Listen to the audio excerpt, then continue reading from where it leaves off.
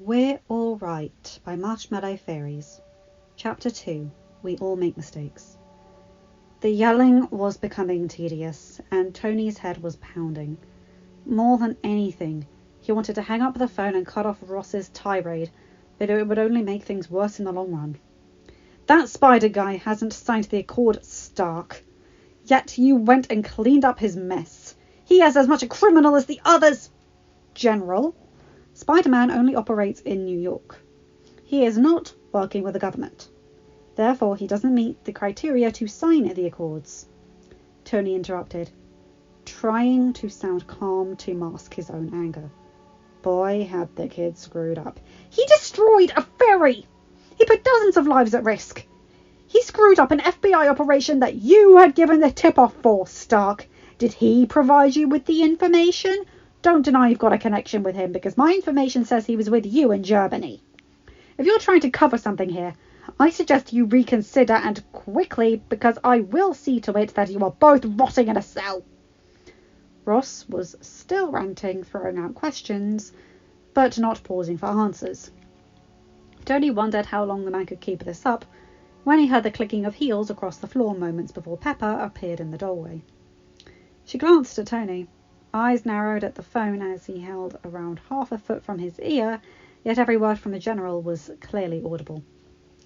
She frowned and then called, "Tony, I've been waiting in the conference room for almost an hour.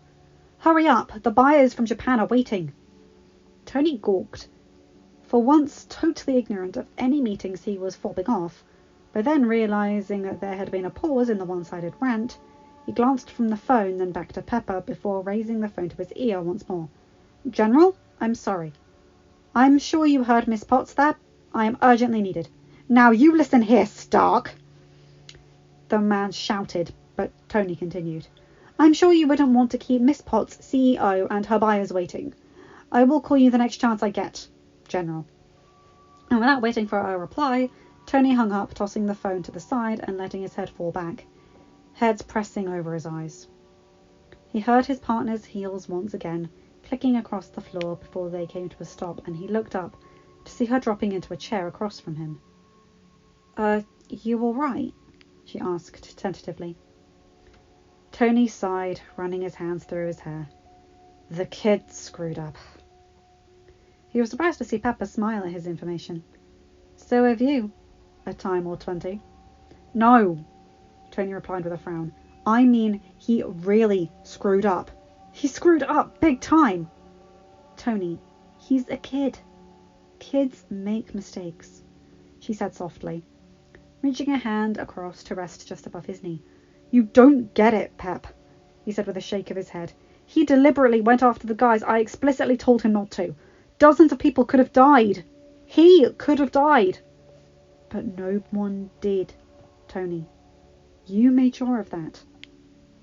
She tried to reassure the billionaire, but she couldn't say that she was surprised to find her words falling on deaf ears. "He was trying to hold a ferry together using his webs and his own strength. He nearly tore himself in half." Tony tried to ignore the sting in his eyes as he spoke, not wanting to acknowledge the fear he had felt when he had arrived and seen the kid like that. "Did you talk to him? Give him a chance to explain himself?" she asked. Tony sighed. "He said he was trying to act like me."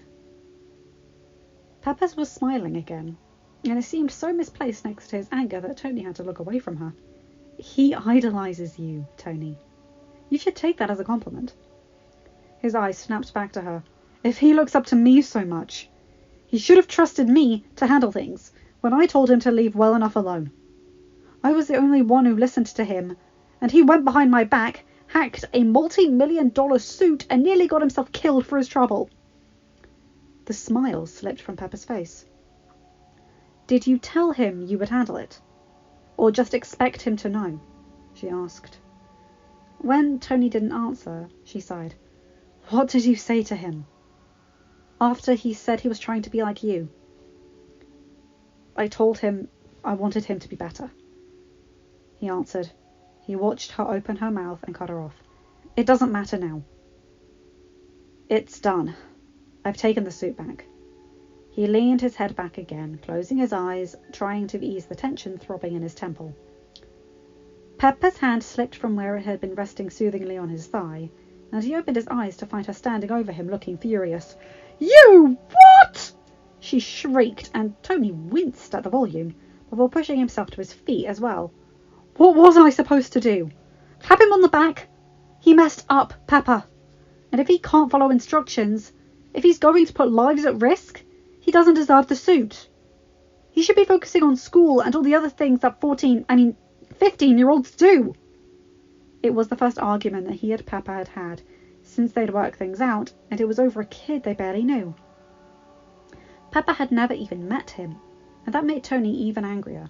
She had no reason to defend him. They stared at each other in silence, both glaring and breathing heavily, before Peppa broke the silence. "You'd better fix this, Tony," she said quietly, and without waiting for a reply, she stalked out of the room. As Tony tinkered with the suit, he told himself that it wasn't only for want of something to do.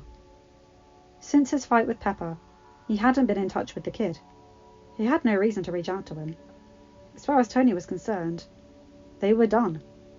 Still, it had bothered him what had gone wrong with the parachute when he had to send out a suit to pull the kid out of the lake that night, and he figured he might as well take a look to work out what the problem was. Even if the suit wasn't going to be used anymore, it didn't mean he couldn't try to improve it. "Boss, incoming call from Happy Hogan," Friday announced. Tony frowned. He had already spoken to Happy tonight, after the plane had taken off. There was no reason he could be calling again now. With a sigh, Tony instructed, "Put it through."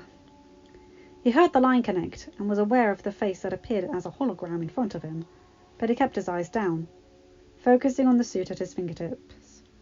"Hap, this had better be a butt dial." "Tony!" Happy started, and the billionaire instantly looked up.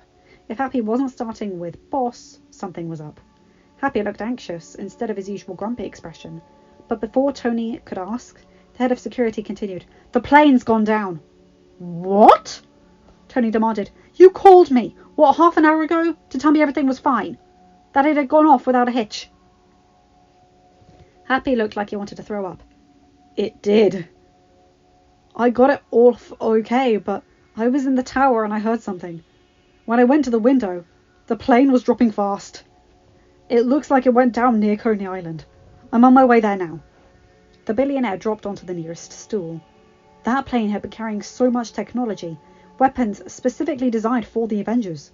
There were billions of dollars worth of cargo on that plane. His heart was pounding. "I'll suit up. I'll meet you there." "Tony." Happy looked unsure as he spoke. "I think I should take a look first. If you're there right away, it could look bad with the press. It might be better if..."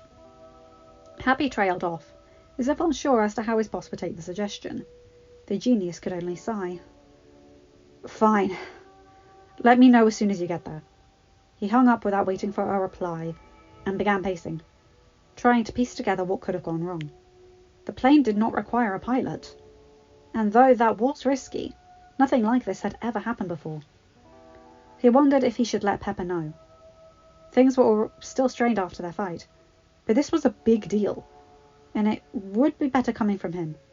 He could have Friday send a message up, asking her to come down. Lost in his musings, it felt like no time had passed when Friday announced a message from Happy. Then his heart stopped as he read it. Kid was here. Then some photo attachments followed, and Tony dropped onto the stool once again. The first image showed what appeared to be all of the cargo webbed together, a safe distance from the burning debris that littered the beach. The second showed a man, webbed to some of the boxes glaring into the photo. The third was zoomed in on a note that was stuck beside the man's head. It read, "Found. Flying vulture guy. Spider-Man. P.S. Sorry about the plane." Tony took a few deep breaths. The kid had gone after this guy without his suit. Surely he hadn't gone out in the onesie, but deep down Tony knew he must have. trying to fight the panic attack he was sure was coming on. He gasped out, "Friday? Call Hogan!" The phone rang once again, before Happy answered. "Everything's accounted for, boss. Massive cleanup, though." "The kid!" Tony choked out. "Where is he? Is he alright?" "He was gone when I got here," Happy answered, his voice quiet. He then cleared his throat. "Boss, there's something I have to tell you. I think he tried to warn me. Someone phoned me earlier tonight, said he was an associate of the kids, and I just hung up. I thought it was going to be something trivial, and I needed to focus on the move, and I..." Happy took a deep breath, his voice shaking slightly when he continued. "Tony, it must have been this. He was trying to tell me about this, and I cut him off. What if he died?" Tony exhaled, closing his eyes, his own words echoing in his head. "And if you died, I feel like that's on me." "It's not your fault, Happy," Tony finally said, looking into the screen and meeting Happy's eyes. "We all make mistakes." Pepper had been right. He had to fix this, and he was going to make damned sure that he did. End of chapter. Hi guys, hope you enjoyed this. Ooh, the little row between Pepper and Tony, and seeing Tony's genuine reaction to Peter and the plane, and Happy being worried as well, and Happy openly coming clean about Ned calling him. I really, really like that. And Pepper being protective of Peter when she hasn't even met him in this fanfic yet. Love that. Mama Bear coming in early. Anyway, remember to like, comment and subscribe, and hit that bell to get notified whenever I upload a new video. Have a good day, night, or whatever time zone you're in. Bye my guys, gals and non-binary pals. I'll see you in another video. Bye!